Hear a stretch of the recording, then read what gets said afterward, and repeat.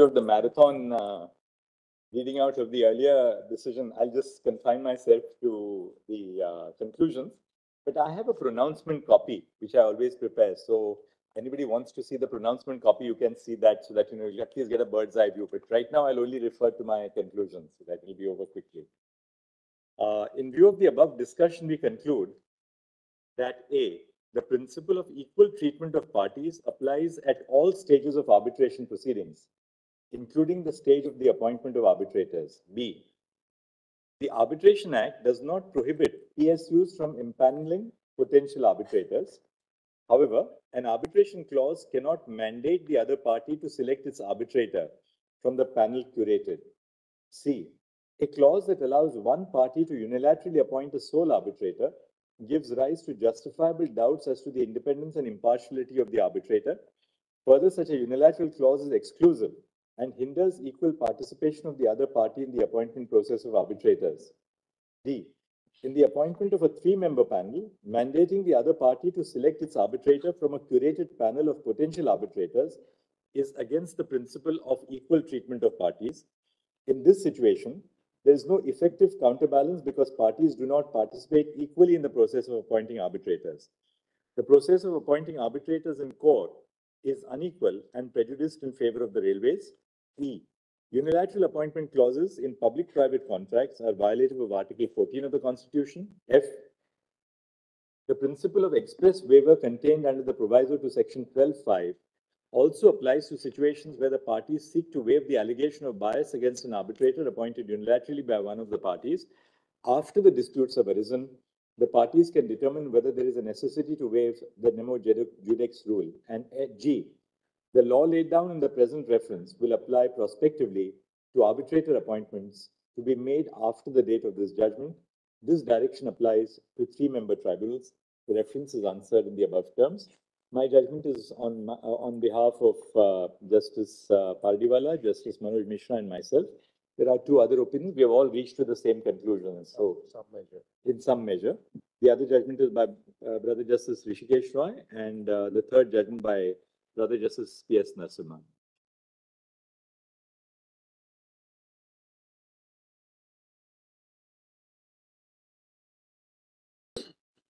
Thank you.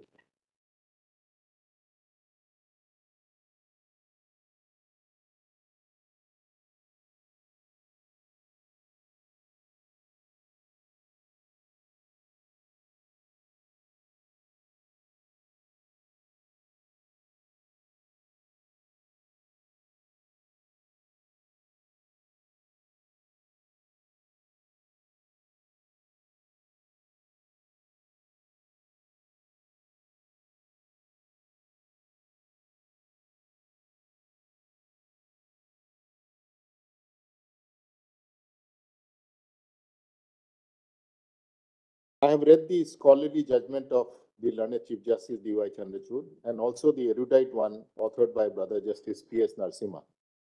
I am in agreement with the view of the learned Chief Justice that principles of equality under Section 18 of the Arbitration Act applies at all stages of the proceedings, including the stage of appointment of arbitrators.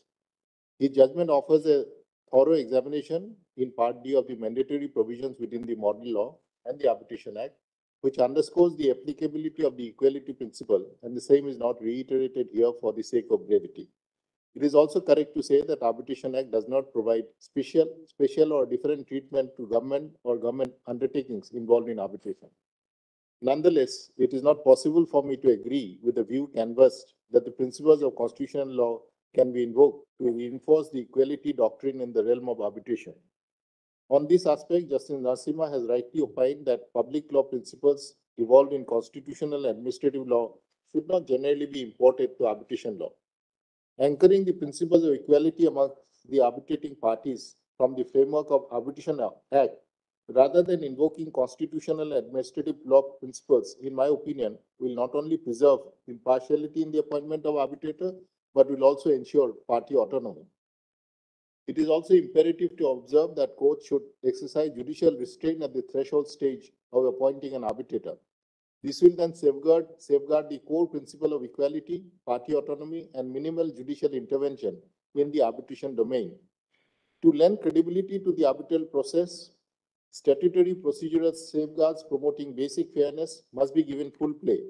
A key factor in establishing arbitrators' legitimacy lies in ensuring independence and impartiality at all stages of the arbitral process. At the same time, excessive judicial intervention must be avoided. By striking this balance between procedural protection and judicial restraint, we can reinforce the arbitrator's role as an autonomous system capable of delivering justice on par with traditional courts. Importantly, the Arbitration Act does not per se prohibit unilateral appointment of arbitrators. If those nominated in the panel fits into the limiting factors underscored in section 12(5), read with 5th and 7th schedule of the Act, the same will not upset the level playing field to be provided to the arbitrating parties. The 2015 amendment addressed specific concerns regarding fairness, potential advantage to one party, as well as independence and impartiality of an unilaterally appointed arbitrator under the IBA guidelines. An eligible arbitrator not otherwise disqualified under Schedule 7 of the Act can be appointed unilaterally, and the court should refrain from imposing their own opinion, countermanding the clear intent of the parties. The statutory safeguards under the Arbitration Act provide a checklist and a counterbalance and thereby rule out inequality for the arbitrating parties. Concerns about presumed bias of an arbitrator nominated by the claimant must also be tested against the objective standard of independence and impartiality provided under the 7th schedule of the Arbitration Act. The appointment of arbitrators must scrupulously be made through the consent of the parties. The recourse to sections 11 must not be readily inferred in view of the remedies contained in section 12, 13, 14, and 15 of the Act. In any case, the scrutiny on whether to intervene has to be on a case-to-case basis. Arbitration without party autonomy prevailing will be like a redressal mechanism without spirit. Liberty for the parties opting for arbitration without equality being enshrined from the stage of inception to conclusion would be like a soulless process. The Arbitration Act, as discussed earlier, provide for adequate guardrails to ensure that arbitrators to be appointed are capable of independently discharging their responsibilities. The 6th and 7th schedule require the proposed arbitrators to disclose any circumstances that might reasonably affect their impartiality, including relationship with the parties, the counsel, or the subject matter of the dispute. In this scenario, since parties opt for the arbitration route to avoid redressal in court, minimal judicial intervention should be the norm. In my view, all unilateral appointments must not be declared void by way of declaration of this court. The 2015 amendment in section 12(5) itself provides for a specific waiver and express consent in writing, and the consent must be obtained after dispute has arisen. Therefore, it is abundantly clear that the agreement between the parties provided it satisfies the specific waiver requirement under section 12(5) can effectively cure any concern about impartiality or independence in such cases. Adequate safeguards are provided within the Arbitration Act to ensure a level playing field as discussed in the preceding paragraphs. And therefore, to answer the question in this reference, a search within the provisions of the Arbitration Act should first be made. In my view, the obligation of fair treatment should be grounded in the Arbitration Act rather than in the principles of constitutional or administrative law. The choice of parties in the arbitration should not be disregarded without compelling reason through judicial intervention, especially when the Arbitration Act itself provides clear remedies under section 12, 13, 14, 15 of the Act. It is only when there is complete lack of consensus between the parties that the court's interference under section 11 could perhaps be justified. Following the above discussion, the following are the conclusions. A. Section 18 applies to all stages of arbitration, including the stage of appointment of an arbitrator.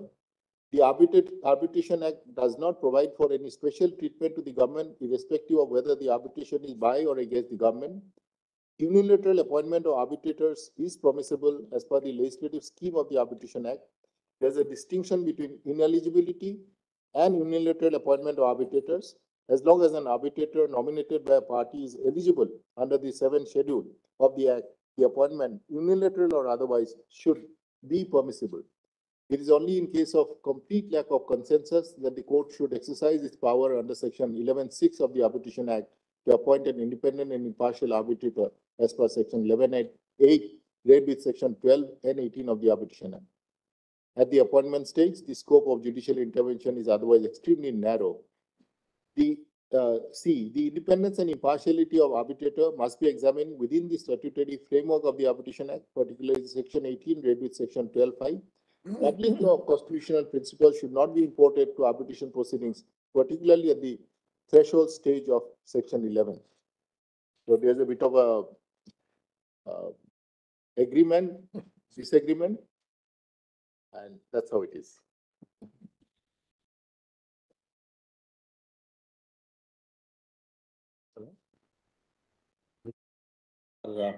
An item on the point that there is a duty to constitute an independent and impartial arbitral tribunal.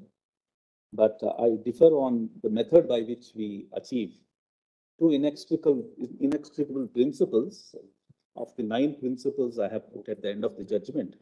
One is about party autonomy, the other is about the duty to constitute independent and arbitral tribunal, which is different from the duty of an arbitrator to act judicially. This duty of the parties to the contract, I have culled out from the provisions of the Contract Act, Section 28, as well as Section 23 relating to public policy, violation of which would render the constitution of the arbitral tribunal itself void, because they are under a duty to constitute an independent and arbitral tribunal.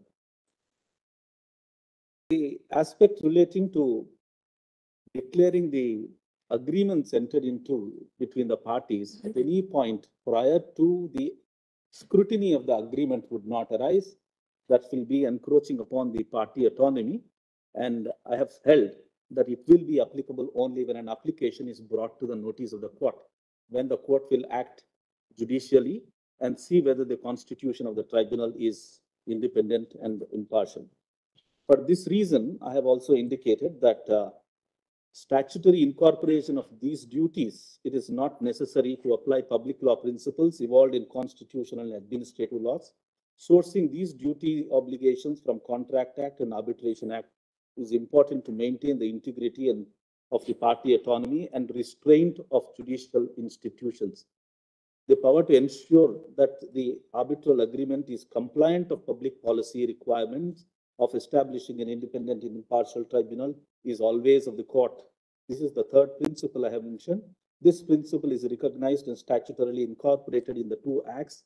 It is the duty of the court to ensure that the arbitral agreement inspires confidence and it will enable establishment of an independent tribunal. Neither public policy considerations under the Contract Act or the arbitration restrain the parties to the arbitration from maintaining a panel of arbitrators in any manner. However, the arbitration agreements enabling one of the parties to unilaterally constitute arbitral tribunal do not inspire confidence of independence and may violate public policy requirement of constituting an impartial tribunal. Court will therefore scrutinize the agreement and hold that they may be invalid if it considers it appropriate. The occasion for the court to examine the constitution of the independent impartial tribunal will arise only when the parties make the application under 11, 14, and 34. These 4 principles I have mentioned here. The rest of it is there, will be uploaded in a short while. I don't want to read them all of the judgment. Thank you very much. Grateful to. Not, sir. The last word I'll give Last, to I was Justice suggesting Rishikesh a Roy. lot. We can't part. Yes, we I- can't part. we We can't can't part. not the Chief Justice Justice. Rishikesh Roy.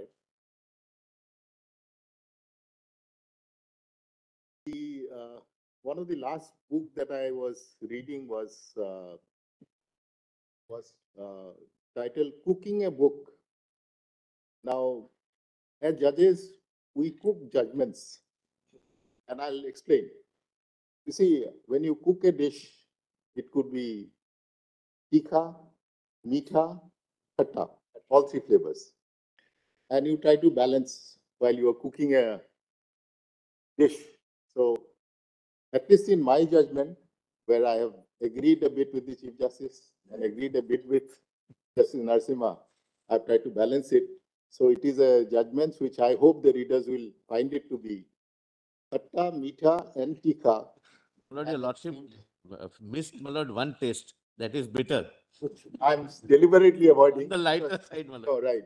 I'm deliberately avoiding because today it happens to be the final day of working Yes, yes, as a judge it's, of the Chief Justice. This was purely on the lighter side, my lord. Chief Justice is demitting office, and we know with his great talent, he will have enough meetha flavors of India to spread internationally all over wherever he goes, and wishing the very best to the Chief Justice D.Y. Chandrachud, who happens to be the classmate of mine. We joined, four of us joined together. The third one is parting company today from me. I'll also demit office in a couple of months. So wishing the Honorable Chief Justice D.Y. Chandrachud. Lord, It's such we would a be great wishing my Lord the Chief Justice at 2 o'clock, Lord. I just wanted to say something. I had the great opportunity of appearing before him and also sitting with him. Yes, my Lord, that's I must say that at both instances I failed to come up to, as a lawyer, extraordinary ability, as a judge, extraordinary ability, as we were all appearing from the bar, and his patience, his um, participation in the proceedings, whoever appears, it was amazing. And as I sat with him on the bench, it was even extraordinary. You know, in every matter, the openness with which he would hear the matter and the ideas that he will float, the way he would connect with life and then law is all extraordinary. When my opportunity is extraordinary. but Thank possibly you. your Lordship is the only judge on the Well- bench who had both the opportunities. Possibly Justice Vishwanath had never any occasion to sit with my Lord the Chief Justice. Extraordinary, extraordinary. There won't be any.